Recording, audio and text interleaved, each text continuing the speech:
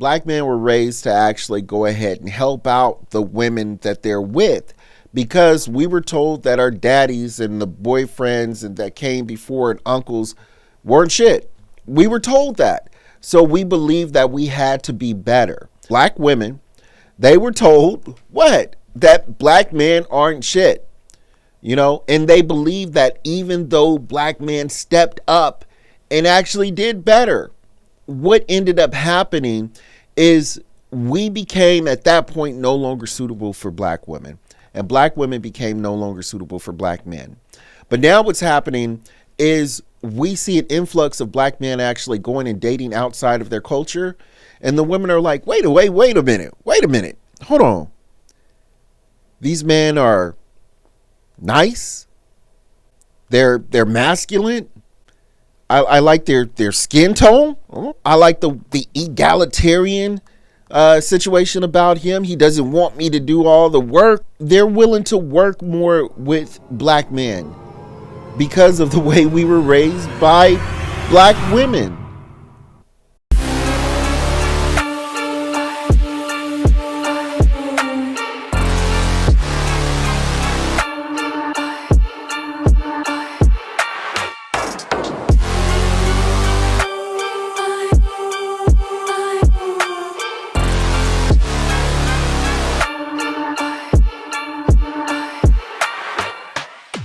What's going on, ladies and gents? This is your boy Say One's History, and you are watching The Male's Perspective. As always, man, please make sure that you like, subscribe, hit that notification bell, y'all. Please do your boy a solid and hit that notification bell and just hang around, because we got some good clips for you today, and I'm sure you're gonna like them. But before we get into that, I want to talk to you about something, because I had an epiphany, and I think it actually speaks to a lot of why this gender war is happening and why men and women of today are really not understanding each other. And I went over this before a little bit in one of my previous videos here. I'll link it up in the description so you guys can go ahead and check it out. But I think this is because of the way black men and black women were raised. I'll give you like the quick spill of it. Black men were raised to actually go ahead and help out the women that they're with, because we were told that our daddies and the boyfriends and that came before and uncles weren't shit. We were told that. So we believed that we had to be better. Now, with that being said, a lot of the women that were growing up around that time, the younger black women, they were told what? That black men aren't shit. And they believe that even though black men stepped up and actually did better. So what ended up happening is we became at that point no longer suitable for black women, and black women became no longer suitable for black men. But now what's happening is we see an influx of black men actually going and dating outside of their culture, and the women are like, wait a minute, hold on. These men are nice. They're masculine. I like their skin tone. Oh, well, it's a little bit different. I like the egalitarian situation about him. He doesn't want me to do all the work. The man over here, they want to pay all the bills. And he doesn't have a problem with that either. But at the same time, I don't have a problem with going 50-50 with him. So, because he's a good man.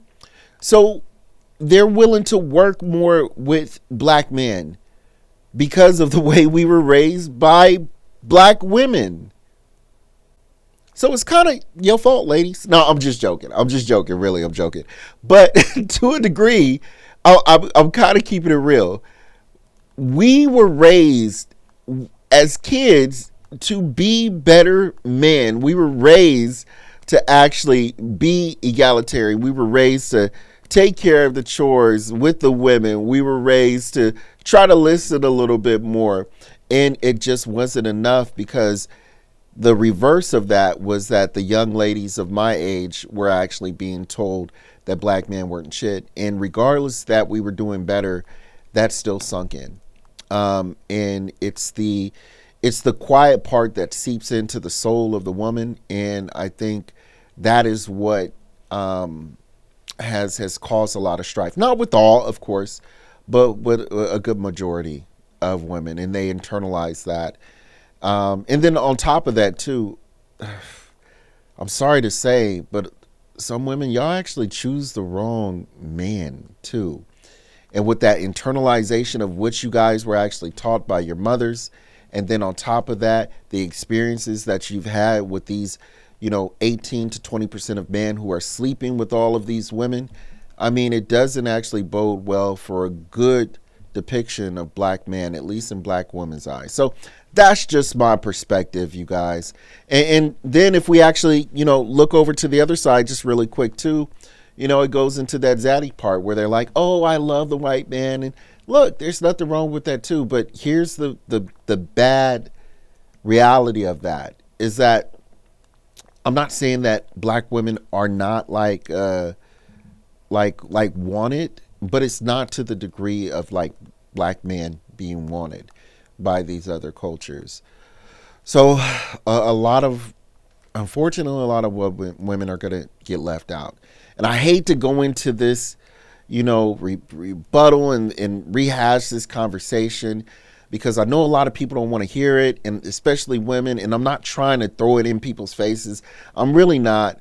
But just it is what it is. Look at the statistics, ladies. I'm really not trying to be an asshole, but it's just the truth of the matter.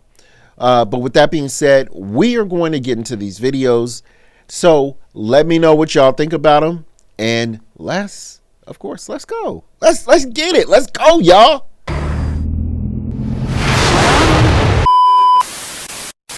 All right, so this pretty young lady is actually telling us her experience of going on a date with a black man. I'm not going to steal her thunder, you guys. Let's let her get into it. Let's go. I went on a date with this guy, and it was a wonderful first date. As the date was wrapping up, he's like, hey, I had a great time with you. I am interested in seeing you again. And, you're beautiful. Your vibe is great. Then he's like, can I ask you for a favor? What's up? Sounds like a good date he's so like, far. Can we take a selfie together? I would like to have a picture of us from the night that we first met if this materializes. Okay, hold on. That's solid game. If I wasn't married, I would use that. Hey, girl, look, check this out. If this materializes, I would really love to have the first memory of our first date together. So is it okay if I get a selfie of us or something like that? Ooh, that's game. That's game right there. I'm sorry, y'all. I'm sorry. Let's let her continue. that's cute. And I said to him, of course, we can take a selfie together. I took a precautionary measure and I decided to take the photo with my phone. And then I teased him a little bit and I said, you're going to get this photo when you make it official. And he thought it was adorable. And then he proceeded to ghost me. Not only did he ghost me, but I was blocked. All right. All right, ladies. This is a cautionary tale, okay? You play stupid games and you win stupid prizes. Guys are not playing anymore. Okay, so what she did effectively by telling this man that, he's going to get this picture, when he actually really sets it up and we start, dating each other. That is effectively telling him, that we are already starting on a negative slope where you are trying to be in a position of authority over me. That's one. And then second, you're already starting off with playing the games. We're not on an even playing field. And it just seems like games to him. So instead of actually going forth and seeing what this girl was going to turn out to be, he just said, fuck it. Pardon my language, you guys. He said, fuck it. He said, you know what? I'm already seeing these small little flags. I'm okay. You know what? On to the next.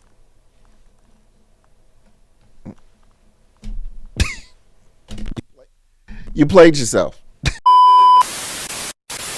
And you're listening to a man and he pauses, count to 30, and he'll likely keep going. If you interrupt him, you'll never hear what he truly has to say. I started practicing it and I would just shut the sometimes and it would be like, whoa, the things that like men would share with me. And I was like, have I been missing out on listening, like really hearing men? As women, like we have this joy of just chatting and it's like, oh, it's so fulfilling and it's so fun and there's like the good kind of drama in it. But a man often will want to tell you the truth. And so he takes his time so that he tells you what is very real to him. In your Look, ladies and gentlemen, I actually tried this method, and I think 30 seconds is a little bit too long. I was like counting 1, 2, 3, 4, 5, 6, 7, 8, 9, 10. I was like, that's a little long, but regardless, it doesn't take away from the fact of what she's saying. Okay, if you just take a little bit of time and just let him get out what he's trying to say, more than less, you will have a better understanding of not only how much this guy loves you, but how much he's trying to tell you and how much he's showing you he appreciates you. Like, a lot of women, when they hear negativity or constructive criticism, they immediately want to lash out and defend themselves. No, this is this and that's that. Look. Okay, with my wife, y'all. Okay, my wife is from the Philippines. Okay, women are women regardless of wherever you go. It's even done to a degree with women over there. But with that being said, it is nowhere to the level over here. I'm gonna just keep it real. All my life I had to fight. No, all my life I've dated. I'm sorry, y'all, that was messed up. All my life I've dated nothing but black women. Seriously, that's all I have ever dated. And I married my wife from the Philippines. And I can tell you, without a shadow of a doubt, the one thing there's many things, but the biggest thing I noticed is her willingness to take heed to what I have to say and to allow me to speak. Allow me to speak. Allow me to speak. Yo, if y'all can tell me what movie this is from, I would really appreciate it. I would really want to watch this. Will Smith, boy, he's just been coming out with some really influential movies. I'll say that. But let's get into it, you guys. Cressida. I love you so much. I love you too, Alex. Cressida! I'm sorry, Alex. But I love you! I love you! Just what did I do wrong? Just tell me what I did wrong! Dude, you're doing it right now. Adam? Alex! Alex. Right, of course. Jesus. Oh my God, look at you. You are so silly. Oh, God. Thanks for the paper. Yeah, no, well.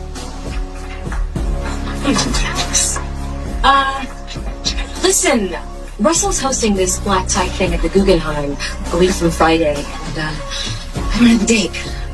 That's very, very tempting. Well, call me. I'm at the Soho House. Yeah, you said that. So, ladies, at this point, you've lost. And this is such a hot topic right now because a lot of women are taking men, a lot of women from other countries and other cultures are taking men as they come, and they're working with them. They're working with them. And a lot of women in the black culture, a lot of them want a ready-made man. And I know where it stems from. It's because, back in the day, black women were actually told, hey, take this man, he's trying, he's working on things and stuff like that. And a lot of women, black women, particularly in the past, they got burned. But I think that's more so because, they were accepting these men and not really looking at the red flags that these particular men that they were choosing were presenting. There's a real difference between a man who is going through a financial hardship and is going to be up. You just see him and he's going to be up. Like, I'll tell you, if I go through a financial hardship or if I'm going through a slump in my life, I'm making moves. I'm doing things that you can see that's going to put me in a position where I'm not going to be here long. There are other men that don't do that. They go out, they drink, they party, they tend to get into stuff. I mean, you can tell there's a clear telltale sign. And I think those women were not told to differentiate between those two men, and they never understood it. Hence why they want a ready-made man. But those men are not, I don't F with you. They're not messing with you now. You had the opportunity. These are the men that were not playing games. They were literally just like 18 all the way up into their early 30s and just didn't have it together at that point. And now that they do, they don't want nothing. Look, like Will Smith said, that's tempting. I'm good. That is just going to about do it. I hope you guys enjoyed the videos that we reviewed today. Please, of course, make sure that you like, subscribe, hit that notification bell, ladies and gentlemen. And ladies out there, all four of you, I know I always say, but I hope that when you look at videos in content like mine, that you look at it from an objective eye and you try to be more open to receiving what it is that men are actually trying to say, instead of thinking that someone is constantly jabbing at you. Because even though men are actually moving and finding, loves of their lives in other countries and different cultures and whatnot, we don't want to see you guys do bad. We don't want to see you guys die lonely or anything like that. I think that's one of the main reasons why we have these conversations. We have cousins, we have sisters, we have mothers. We don't want to see them like this, so I hope you're just looking at it from that point of view, that eye, because genuinely, I have no ill will, even to the women that I previously dated. I have no ill will towards them whatsoever. I am genuinely happy, you guys. So, it's no skin off my back whatsoever. So I hope that you find the happiness that I found, seriously. And just live your life, y'all. And be nice to each other. Be respectful to each other. With that, I appreciate you guys. Love you guys. I will holler at you guys later. Peace. I really appreciate you guys for watching the video all the way through. But if you can do me a little itty bitty favor and hit that subscribe button, it would really help if you hit the subscribe button. I would really appreciate it. So thank you in advance. Appreciate it.